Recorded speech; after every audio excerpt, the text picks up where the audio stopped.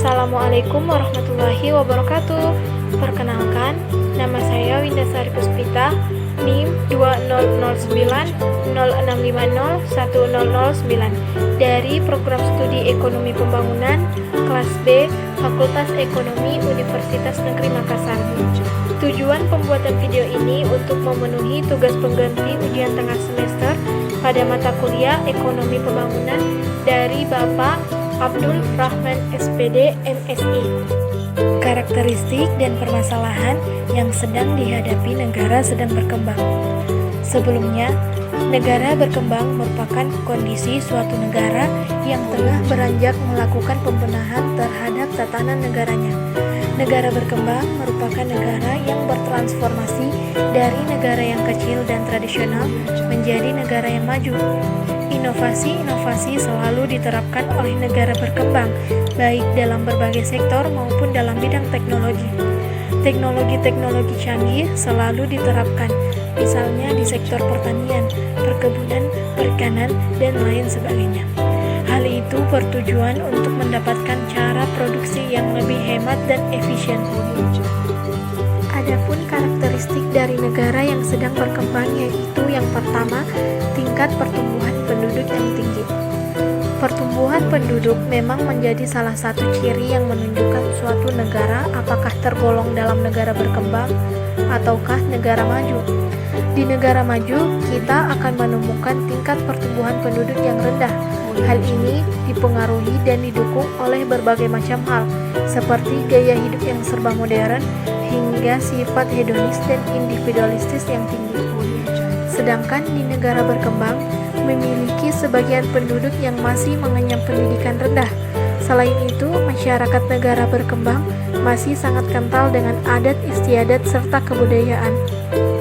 Hal ini tentu akan menimbulkan ikatan yang kuat di antara sesama anggota keluarga. Dengan demikian, mempunyai keturunan yang banyak menjadi suatu anugerah tersendiri. Dengan perbedaan tingkat pendidikan dan kebudayaan serta pola pikir yang masih tradisional, maka menjadikan tingkat pertumbuhan di negara berkembang cenderung tinggi. Tingkat pertumbuhan penduduk yang tinggi akan menyebabkan banyak permasalahan, terutama di masa depan. Beberapa masalah yang dapat timbul yang diakibatkan oleh hal ini adalah mahalnya biaya pendidikan, sulitnya tanah untuk membangun rumah, dan lain sebagainya. Selain itu, pertumbuhan penduduk yang tinggi juga akan menaikkan anggaran pengeluaran negara. Yang kedua, mempunyai tingkat pengangguran yang tinggi. Beberapa tanda atau ciri karakteristik dari negara berkembang memiliki sifat serba tinggi. Selain tingginya pertumbuhan penduduk, negara berkembang juga ditandai dengan tingginya tingkat pengangguran. Pengangguran akan menimbulkan berbagai macam dampak, baik dampak dalam bidang perekonomian maupun dalam bidang sosial. Beberapa dampak yang bisa ditimbulkan dari status pengangguran antara lain dapat menyebabkan tingginya pengeluaran negara hingga menimbulkan kriminalitas di mana-mana. Yang ketiga, ketergantungan pada sektor pertanian atau primer. Di negara berkembang, sektor yang sangat dijadikan penopang adalah sektor primer. Dalam hal ini adalah sektor pertanian. Sektor pertanian bisa juga sektor ekstraktif atau mengambil langsung dari alam seperti pertambangan, perkebunan, perikanan, dan lain sebagainya. Di negara berkembang, memang masih banyak dijumpai lahan-lahan pertanian juga lahan perkebunan. Maka dari itu, banyak masyarakat yang bekerja di sana. Selain karena luasnya lahan, salah satu faktor yang mendukung adalah kurangnya tingkat pendidikan, sehingga banyak masyarakat yang bekerja dengan kekuatan tangannya. Yang keempat, pasar dan informasi tidak sempurna.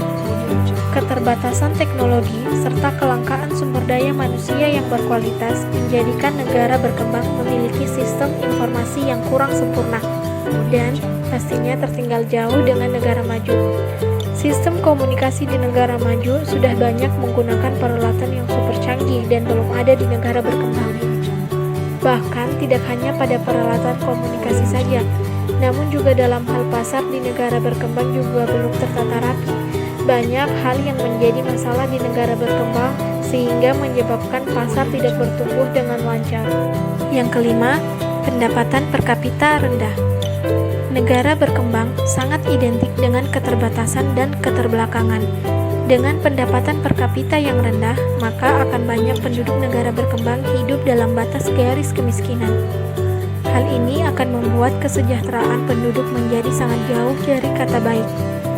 Dengan pendapatan per kapita yang hanya sedikit itu, kebanyakan masyarakat hanya bisa memenuhi kebutuhan pokok saja, dan sedikit kemungkinan untuk mereka bisa memenuhi kebutuhan sekunder. Dan yang keenam, kesempatan kerja yang kurang memadai. Salah satu hal yang membuat kesempatan kerja ini menjadi tidak luas adalah karena perekonomian di negara berkembang hanya mengandalkan sektor pertanian. Dengan demikian, lapangan kerja yang dibuka juga tidak banyak. Kesempatan kerja yang terbatas akan melahirkan banyak pengangguran yang akan berdampak buruk bagi negara.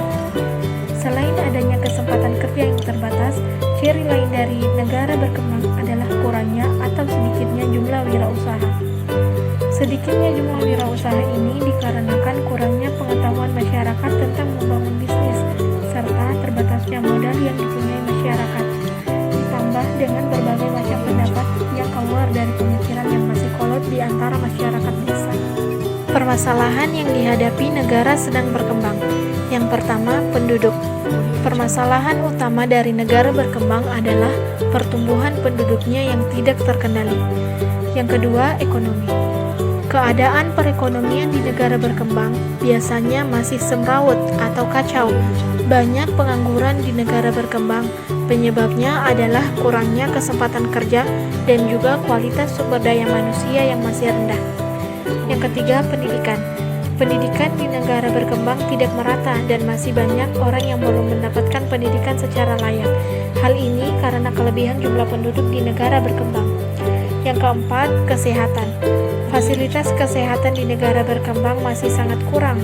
Hal ini juga didukung oleh kesadaran masyarakat yang masih rendah tentang menjaga kebersihan, sehingga masih banyak orang yang sakit. Yang keempat, kesehatan. Fasilitas kesehatan di negara berkembang masih sangat kurang. Hal ini juga didukung oleh kesadaran masyarakat yang masih rendah tentang menjaga kesehatan. Yang kelima, infrastruktur. Biasanya negara berkembang memiliki luas wilayah yang lebih besar daripada negara maju. Namun infrastrukturnya kurang. Hal ini karena kekurangan anggaran yang dimiliki oleh negara berkembang. Yang keenam, hukum. Penegakan hukum di negara berkembang masih kurang. Ini didukung dengan kesadaran masyarakat akan hukum itu sendiri masih rendah, sehingga masih banyak ditemukan berbagai permasalahan hukum. Yang ketujuh, tingkat produksi. Hasil produksi di negara berkembang masih tergolong rendah karena masih rendahnya tingkat produktivitas dan juga kualitas sumber daya manusia yang masih kurang. Industrinya biasanya menggunakan tenaga manusia yang kalah dengan yang menggunakan mesin. Dan yang kedelapan, ketergantungan pada luar negeri. Negara berkembang masih kekurangan dalam memproduksi barang dan jasa untuk memenuhi kebutuhan penduduknya. Banyak barang yang mengandalkan produksi negara lain, sehingga melakukan impor dari luar negeri. Selain itu, kecintaan penduduk akan produk dalam negeri masih kurang, sehingga lebih memilih barang impor.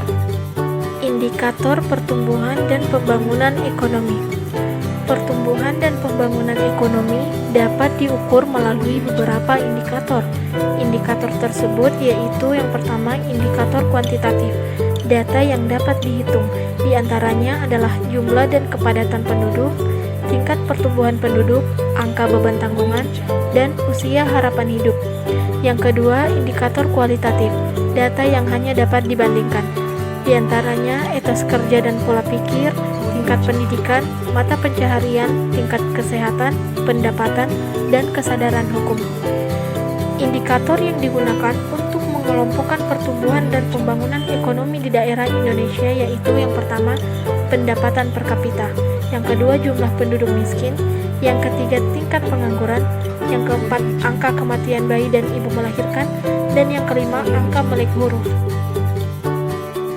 Makna teori pertumbuhan dan pembangunan ekonomi dalam dua sektor neoklasik. Berdasarkan model Lewis, perekonomian terbelakang terdiri atas dua sektor. Yang pertama, sektor subsistensi pedesaan yang tradisional dan kelebihan penduduk, yang dicirikan produktivitas marginal tenaga kerja yang sama dengan nol. Situasi yang digolongkan sebagai surplus tenaga kerja karena tenaga kerjanya dapat diambil dari sektor pertanian tradisional tanpa mengakibatkan kerugian output apapun. Yang kedua, sektor industri modern perkotaan yang sangat produktif sebagai sektor yang menampung transfer tenaga kerja dari sektor subsistensi secara berangsur-angsur. Fokus utama model ini terletak baik pada proses transfer tenaga kerja maupun pertumbuhan output dan lapangan kerja di sektor modern yang timbul karena perluasan output yang dihasilkan dari sektor modern. Laju perluasan yang terjadi akan ditentukan oleh tingkat investasi industri dan akumulasi modal di sektor modern. Dari model ini dapat diasumsikan bahwa pertumbuhan dan pembangunan ekonomi pada model dua sektor neoklasik memiliki surplus tenaga kerja yang tidak produktif di sektor pertanian. Para pekerja tidak tertarik pada sektor manufaktur yang sedang berkembang walaupun upah yang ditawarkan lebih tinggi. Perbedaan model pertumbuhan yang dikemukakan Harrod-Domart dan Solosan. Model Harrod-Domart telah digunakan ekstensif bahkan mungkin berlebihan di negara berkembang untuk menguji hubungan antara pertumbuhan dan kebutuhan modal. Model ini didasarkan pada pengamatan dunia nyata bahwa beberapa tenaga kerja menganggur dan berjalan atas dasar bahwa modal adalah kendala yang mengikat pada produksi dan pertumbuhan. Dalam model tersebut, fungsi produksi memiliki bentuk yang sangat presisi, di mana output diasumsikan sebagai linear fungsi modal. Model Solow paling mudah dipahami dengan mengungkapkan semua variabel kunci dalam istilah per pekerja, misalnya output per pekerja dan modal per pekerja. Fungsi produksi neoklasik dalam model Solow menampilkan pengembalian modal yang semakin berkurang, sehingga setiap penambahan modal per pekerja dikaitkan dengan peningkatan yang lebih kecil dalam output per pekerja. Model Solow mengasumsikan fungsi produksi dengan properti akrab dari pengembalian modal yang semakin berkurang. Dengan pasokan tenaga kerja tetap, memberikan pekerja sejumlah mesin awal untuk bekerja dengan menghasilkan keuntungan besar dalam output. Tetapi, karena pekerja ini diberi lebih banyak mesin, penambahan output dari setiap mesin baru menjadi semakin kecil. Jadi, seperti dalam model Harrod-Domart, tabungan memainkan peran sentral dalam model Solow. Namun, hubungan antara tabungan dan pertumbuhan tidak linear karena semakin berkurang pengembalian modal dalam fungsi produksi. Selain itu, model Solow memperkenalkan peran tingkat pertumbuhan penduduk dan memungkinkan substitusi antara modal dan tenaga kerja dalam proses pertumbuhan. Teori pertumbuhan dan pembangunan yang paling populer dikembangkan di Indonesia. Teori Keynes. Dalam teori Keynes dikatakan bahwa permintaan agregat diukur sebagai jumlah pengeluaran rumah tangga, bisnis, dan pemerintah, merupakan kekuatan pendorong terpenting dalam ekonomi. Teori ini beranggapan bahwa konsumsi yang dilakukan oleh seseorang akan menjadi pendapatan untuk orang lain pada suatu perekonomian yang sama. Dengan kata lain, apabila seseorang membelanjakan uangnya, maka ia membantu meningkatkan pendapatan orang lain melalui naiknya permintaan yang menyebabkan berkurangnya pengangguran dan penurunan deflasi. Contoh penyerapan tenaga kerja akan kebutuhan barang dan jasa. Perbedaan pemikiran ekonomi pembangunan setelah Perang Dunia II dan pemikiran ekonomi pembangunan tahun 1970-an sampai 1980-an. Pemikiran ekonomi pembangunan setelah Perang Dunia II. Ada beberapa pengaruh kunci pada pemikiran pembangunan setelah berakhirnya Perang Dunia II. Adam Smith telah menekankan bahwa pasar dan kemajuan teknologi sebagai kuncinya. Tetapi, tulisan David Ricardo 3 dekade kemudian menekankan pentingnya tabungan dan investasi serta akumulasi modal. Kemudian, dalam model Harrod-Domart, investasi dan modal ditempatkan sebagai pusat dari pertumbuhan. Pendekatan utama para ekonom yang bekerja dengan negara-negara berkembang pada tahun 1950-an dan 1960-an bukan mencoba untuk mengurangi peran pemerintah dalam perekonomian, tetapi untuk mencoba membuat intervensi pemerintah lebih rasional dan diarahkan untuk mencapai tujuan pembangunan yang dipikirkan dengan matang. Salah satu tindakannya adalah untuk membantu negara membentuk komisi perencanaan yang akan menyusun rencana pembangunan ekonomi dan memberikan nasihat ekonomi yang baik kepada pejabat pembangunan. Sebagian besar negara berkembang pada tahun 1950-an dan 1960-an percaya bahwa tingkat perencanaan pemerintah dan intervensi pemerintah yang tinggi dalam perekonomian diinginkan dan bahkan mutlak diperlukan jika pertumbuhan ekonomi ingin dicapai. Pemikiran ekonomi pembangunan tahun 1970-an sampai 1980-an. Di Afrika, sebagian besar pemerintah yang memperoleh kemerdekaan pada tahun 1960-an mengalami sedikit atau tidak ada pertumbuhan sama sekali, dan produktivitas faktor total di benua itu secara keseluruhan negatif. Salah satu kritik terhadap kebijakan tahun 1950-an dan 1960-an yaitu terlalu banyak perhatian yang diberikan pada tingkat pertumbuhan PDB dan tidak cukup pada bagaimana manfaat pertumbuhan didistribusikan. Para ekonom telah mengakui selama beberapa dekade bahwa sistem ekonomi yang efisien tidak selalu berarti sistem itu adil atau bahwa buah dari sistem itu didistribusikan secara adil. Perbedaan dari pemikiran ekonomi setelah Perang Dunia II dan pada tahun 1970-an sampai 1980-an adalah setelah Perang Dunia II, peran pemerintah untuk meningkatkan pertumbuhan ekonomi mutlak diperlukan, sedangkan pada tahun 1970-an dan 1980-an pembangunan ekonomi difokuskan pada kekuatan pasar untuk membimbing perekonomian. Demikianlah pembahasan ini, kurang dan lebihnya mohon dimaafkan. Wassalamualaikum warahmatullahi wabarakatuh.